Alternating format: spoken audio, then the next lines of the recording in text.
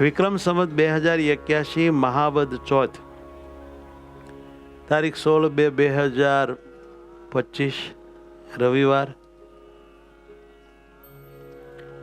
શ્રી સ્વામિનારાયણ મંદિર કુંડલ ધામ દ્વારા આયોજિત રવિ સભા અંતર્ગત ચાલો આપણે સારું જ જોઈએ ભાગ 7 શીર્ષક છે સમય. અને એમાં પછી આપણે સારું સારું જ કામ કરીએ, સારું સારું જ જોઈએ, સારું સારું જ સાંભળીએ, સારું સારું જ જમીએ, સારું સારું જ બોલીએ, બધું સારું જ કરીએ. જ્યાં સુધી સારું આપણને સાંપડતું હોય ત્યાં સુધી કોઈ પણ નબળું ઓપ્શન આપણે લેવું જ નહીં. ઉત્તમમાં ઉત્તમ ઓપ્શનને અંગીકાર કરવા, વિકલ્પને અંગીકાર કરવા અને ઉત્તમમાં ઉત્તમ થવું. ઉત્તમ થવાની રુચિ રાખવી તો ઉત્તમ થવાય. નબળાથી દૂર રહેવું, નબળાનો સંગ કદી કરવો નહીં. જે લોકો નથી જાણતા સમયની પૂરી કિંમત,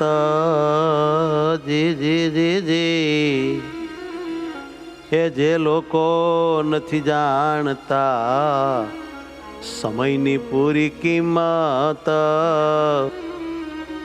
તે જ સમય બગાડવાની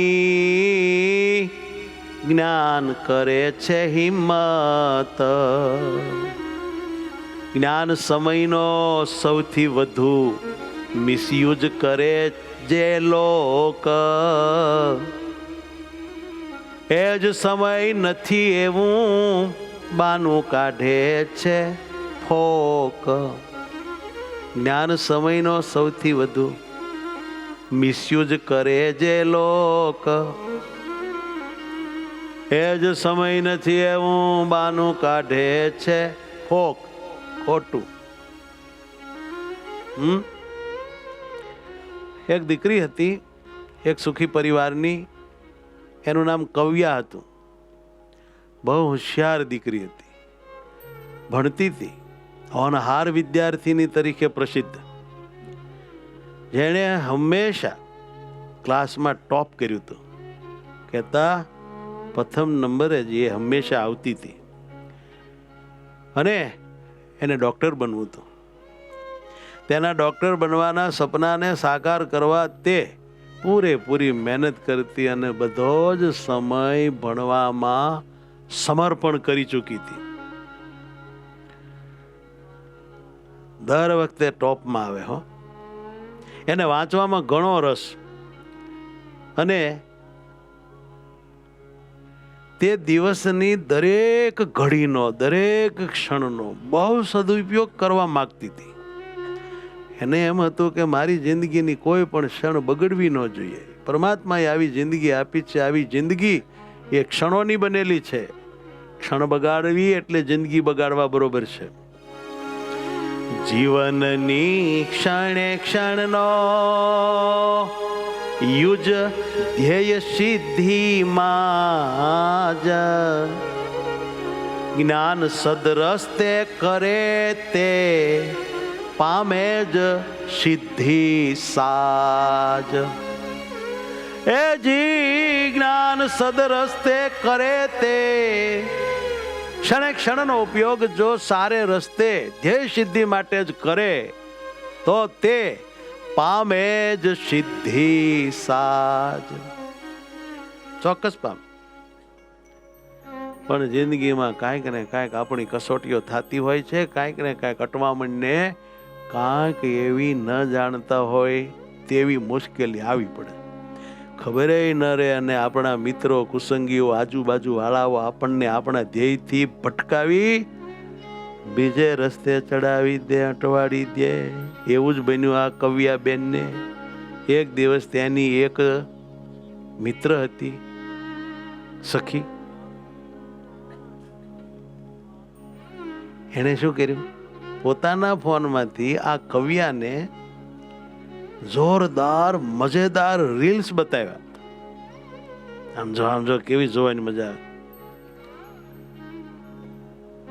એના ફોનમાંથી આપણને એવું બધું બતાવે, પછી આપણને એમાં લાલચ લાગે. કવ્યા પહેલા તો તેનાથી દૂર રહેવા માંગતી હતી. માન જ જોતું. પણ ઓલા બધા હોશિયાર, જોતો ખરી પણ આ બહુ સરસ છે, જોતો ખરી. પછી એને થોડીક રીલ્સ જોઈ, આવી મજા. કવિયાને મજેદાર લાગ્યું, વિષય તો કોને વાલા ન લાગે. અને જોત જોતામાં તે રીલ્સમાં ખૂંદતી ગઈ.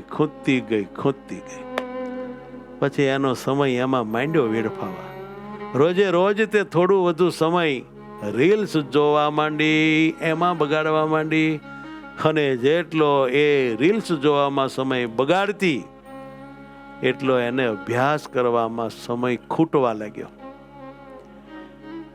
તેના અભ્યાસ માટેનો સમય ઓછો થતો ગયો.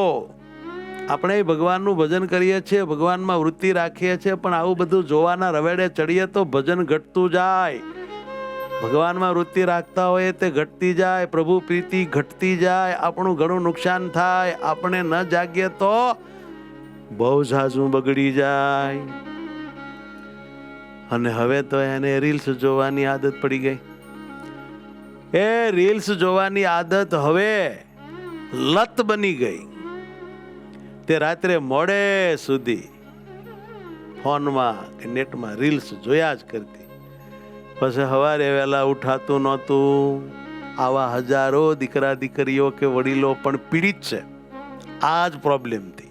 આજની આધુનિક દેન ટચ ફોનની આ એક બહુ મોટી મુશ્કેલી કેટલાય લોકોને દુખી કરી રહી છે, ધ્યેયના માર્ગેથી ભટકાવી રહી છે. કોઈક સજાગ વિરલા સત્સંગના બળે, ગુરુના બળે, સંતના બળે, કોઈ વડીલના બળે આમાંથી નીકળે. બાકી તો બધાય એવા રીબાઈ છે કે ન પૂછો. સવારે મોડી જાગે છે. હવે અભ્યાસની જગ્યાએ તે મજાક ભર્યા વિડીયો જ જોયા કરે, ડાન્સ જોયા કરે, ક્લિપ્સમાં ફસાઈ ગઈ, બીજું ત્રીજું એવું જે ન જોવા જેવું ગંદુ જોયા કરે. એકદમ ધ્યાનથી અભ્યાસ કરતી એવી આ કવિયા, એક ડાય હોશિયાર દીકરી, હવે બે ધ્યાન રહેવા લાગી. ભજનમાં એનું ધ્યાન નથી આવે. યુવાનીના ઉંમરે ઉભેલી આવી ખરાબ રીલ્સમાં ચડી ગયેલી છોકરી ઘણું રીલ્સ ન જોવાના ઠરાવ કરે, ભણવામાં ધ્યાન આપવાના વિચાર કરે, પણ એવી લત લાગી, વાસના જાગી અને ભણવામાં ભાંગી. પછી હોય તકલીફ થઈ ગઈ. જો એની કુસંગી મિત્રએ આને રીલ્સને રવાડે ના ચડાવ્યું હોત તો આ છોકરી ખૂબ સારું ભણત ને બહુ મહાન બનત. પણ ઓલા લોકોને મનમાં એમ તો હોય ને કે આને કાયમ પહેલો નંબર આવે છે, એનું કારણ જ આ છે કે આ માળી આવા રવેડે ચડીને ચડાવી દો અને રવેડે ચડાવી દો કે આપણે જેવી થઈ જાય. આ હરખા, આપણે બે હરખા, આ હરખી ઊનતું હરખી. આ દુનિયામાં બધા આવા જ છે. કોઈ આપણી ઉન્નતિને સહે એવા નથી. ગમે એમ કરીને ઈર્ષ્યા કરીને આપણને ઊંધે રવેડે ચડાવી દેનારા આપણા નજીકના હોય છે સાહેબ, જેમાં તમે કલ્પના ન કરી હોય કે આ મારી પ્રગતિથી આટલા બધા પીડિત છે. બોલો, એમાં ઈર્ષ્યા નીકળે. બહુ સજાગ રહેવા જેવો યુગ છે. ભણવામાં હવે ધ્યાન નથી આનું. તમારા લક્ષ્ય સિવાય પણ જ્યાં જ્યાં તમારું ધ્યાન જાય છે એ જ તમારો ચરમ દુશ્મન છે જ્ઞાન. ચરમ, છેલ્લી કક્ષાનો ડેન્જર, ભંગાર, દુઃખદાયી દુશ્મન. કોણ ભાઈ? તમારા લક્ષ્ય સિવાય પણ. તમે એક જીવનમાં ધ્યેય નક્કી કર્યો હોય, લક્ષ્ય નક્કી કર્યું હોય, કંઈક પામમાં વિચાર્યું હોય, એના સિવાય પણ જ્યાં જ્યાં તમારું ધ્યાન જાય છે એ જ તમારો ચરમ દુશ્મન છે જ્ઞાન. જ્યાં તમારું ધ્યાન જાય છે એ જ તમારો બેસ્ટમાં બેસ્ટ દુશ્મન છે. રીલ્સમાં જાતું હોય તો રીલ્સ, જેમાં જાતું હોય એમાં તમારું ધ્યાન એ તમારું ખેદાન મેદાન કરી નાખશે, ધનોત પનોત કાઢી નાખશે. ચેતી જાઓ, પાછા વળી જાઓ. હજી સમય છે, સમજી જાઓ. બાડા નથી થયા, એવા મોટા રોગી નથી થયા, એવા કાંઈક ભયંકર મગજના બીમાર નથી થઈ ગયા ત્યાં સુધી સમજી જાઓ. દિવસ પછી દિવસ જાતા પરીક્ષા નજીક આવી. પરીક્ષાના દિવસો આવ્યા. જે કવિયા હંમેશા પરીક્ષા માટે ઉત્સાહિત રહેતી હતી, પરીક્ષા આવે ત્યારે એને આનંદ આવતો હતો, એને હવે આનંદ મટ્યો. અને ટેન્શનમાં રહેવા માંડી. પૂરું વંચાણું નથી, તૈયારી થઈ નથી, રીલ જોવામાં સમય વયો ગયો છે, અને આ માળી પરીક્ષા આવી ગઈ. એને માંડ્યું ટેન્શન થવા. ઠોઠ નિહાળી અને પરીક્ષાનું ટેન્શન બહુ હોય. હોશિયારને ન હોય, એ તો બધું તૈયાર કરીને બેઠો હોય. આવી જા પરીક્ષા આવી જા, બંદા તૈયાર છે. હવે જેને બીજામાં ધ્યાન હોય ને વંચાણું ન હોય, અભ્યાસ થયો ન હોય, એને પરીક્ષા બહુ દુઃખ દે. આને માંડી પીડા થવા પરીક્ષાની, કારણ કે તેણે પૂરતો અભ્યાસ કર્યો હતો નહીં, અને અંતે પરીક્ષામાં તેના પેપર પણ ખરાબ ગયા. જાય જ, બહુ સીધો નિયમ છે. ધન બરબાદ થવાથી ફક્ત તમે નિર્ધન થાવ છો. તમારું ધન બરબાદ થઈ જાય તો ફક્ત તમે નિર્ધન થાવ છો.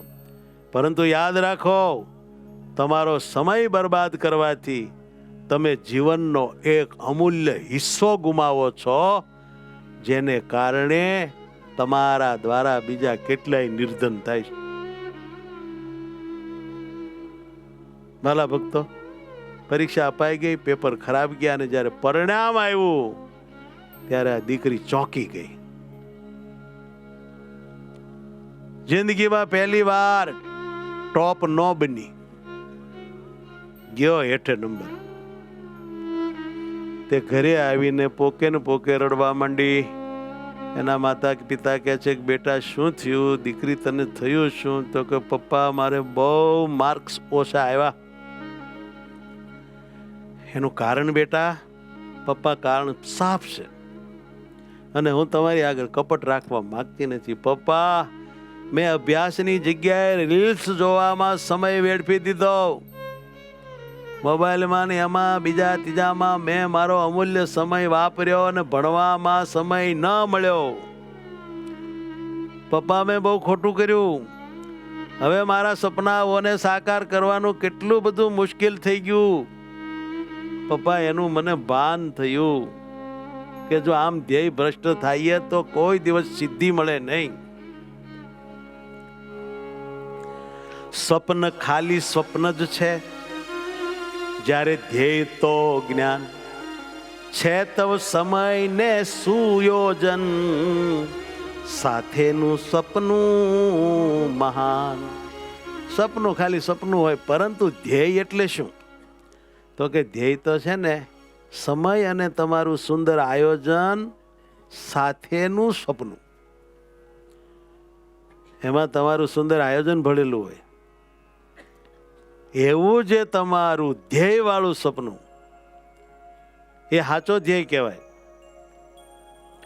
તે દી આ ડોશીને રાતે ઊંઘ ન આવી. તે પોતાના ભૂતકાળના જીવનમાં ઊંડી ઉતરી ગઈ કે હું કેવી વાંચતી હતી, કેવો પહેલો નંબર લાવતી, કેવી ભણવામાં હોશિયાર હતી, સ્કૂલમાં ટીચરોમાં બધે મારું કેટલું માન હતું. ભલભલા વિદ્યાર્થીઓ પણ મને આમ ગૌરવની દ્રષ્ટિએ, હોશિયારની દ્રષ્ટિએ જોતા હતા. બધા મને ઠોઠ કહેશે. બોલો, એને ઊંઘ ન આવી. સપનું તેને ન કહેવાય, ઊંઘમાં આવે જ્ઞાન. સપનું તેને ન કહેવાય, ઊંઘમાં આવે જ્ઞાન. એ સપનું એને ન કહેવાય, ઊંઘમાં આવે જ્ઞાન. સપનું તેને ન કહેવાય, ઊંઘમાં આવે જ્ઞાન. સપનું તેને કહેવાય છે, સપનું તેને કહેવાય છે. ઊંઘવા ન દે નિદાન, ઊંઘવા ન દે નિદાન. ઊંઘવા ન દે જ્ઞાન, ઊંઘવા ન દે જ્ઞાન. ઊંઘવા જ ન દે, એને સપનું કહેવાય. ઘણા વાત કરે કે મારે એક સપનું છે, મારે સાકાર કરવું. સપનું હોય ને એ ઊંઘવા ન દે. ધ્યેય હોય ને એ માણસ જાગે, પ્લાન જ હાલ્યા કરે કે કેમ કરું તો આ મારો ધ્યેય સિદ્ધ થાય. ખાઈ ધાબડીને હેતકનું ઊંઘ્યા કરે, એનાથી કાંઈ સપના સાકાર થાય નહીં. નિરા સપના આવ્યા કરે ઊંઘમાં.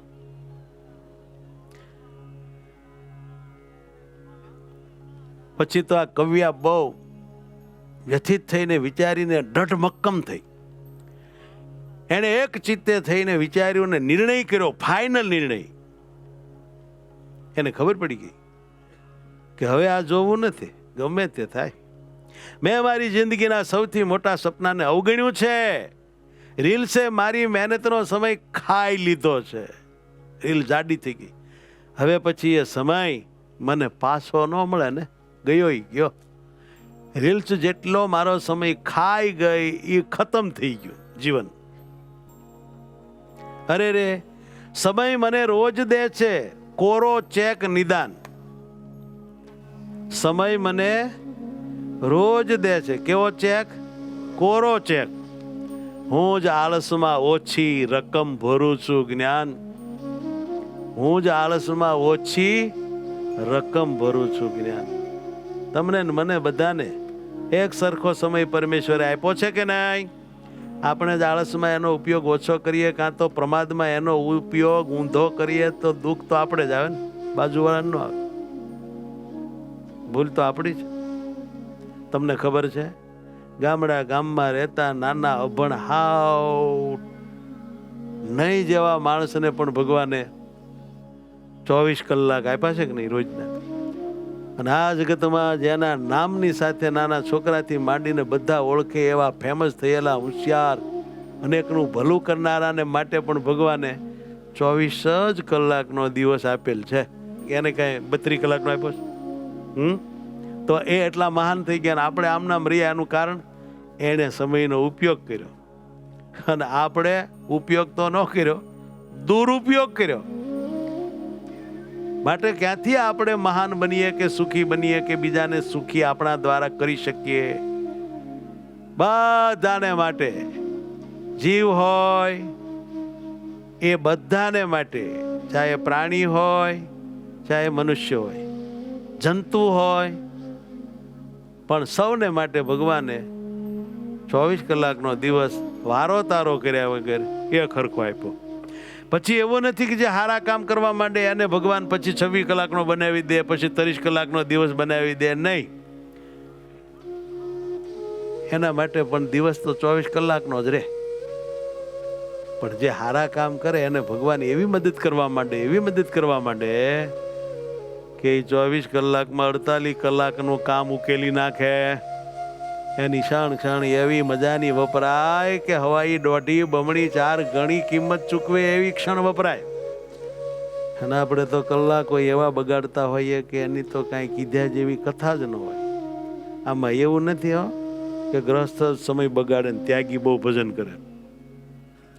એવું નથી. આમાં નાનો માણસ બહુ સમય બગાડે ને મોટો છે એ તો બહુ સારો સમય વાપરે.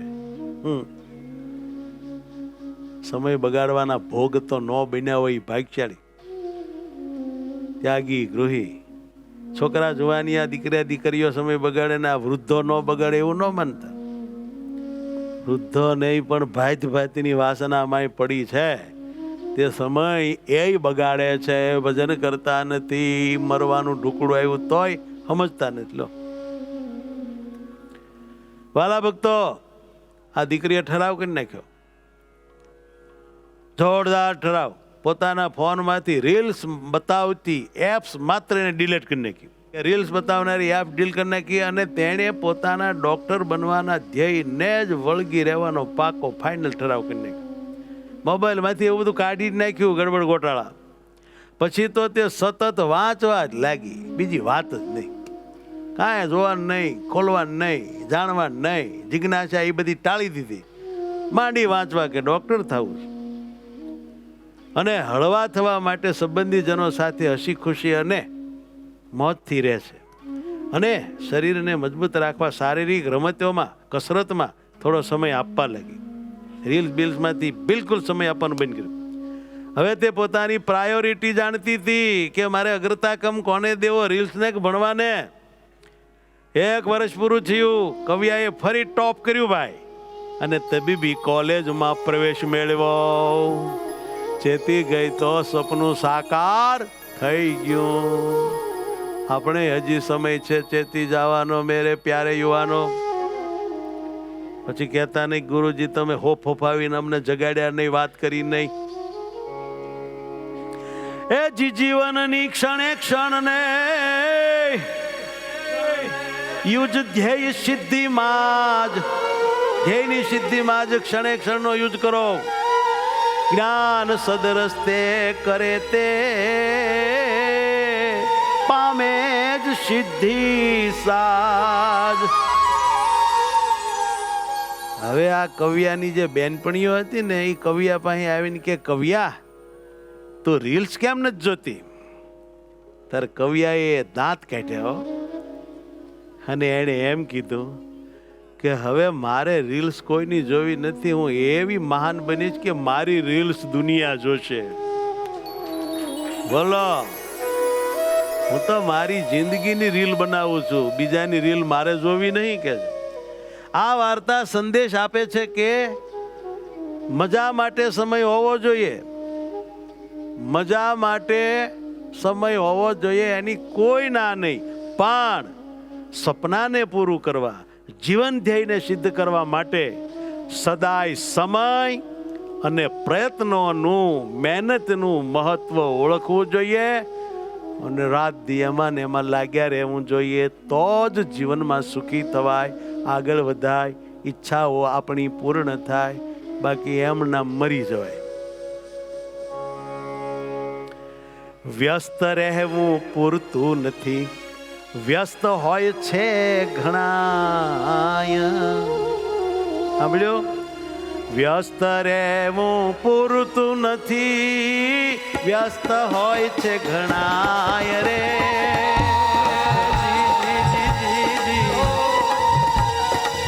જ્ઞાન મુદ્દો એ છે કે શેમાં વ્યસ્ત છો ભાઈ.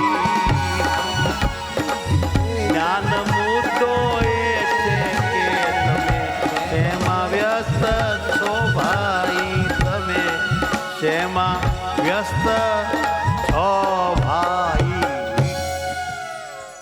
વ્યસ્ત રહેવું, વ્યસ્ત રહેવું એટલે ભાઈ વ્યસ્ત રહેવું પૂરતું નથી. વ્યસ્ત તો આ દુનિયામાં ઘણાય છે, પણ મુદ્દો શું છે કે તમે શેમાં વ્યસ્ત છો? ભણવામાં કે મોબાઈલમાં, ભજનમાં કે ભોપાળામાં? આ મુદ્દો છે. સમજાણું? ઘણા કહે છે કે અમારી ગાડી 150ની સ્પીડે હાલે. સ્પીડ મહત્વની નથી, દિશા મહત્વની છે. હારે માર્ગે હાલે છે કે કોઈ ઊંધે માર્ગે જાય છે?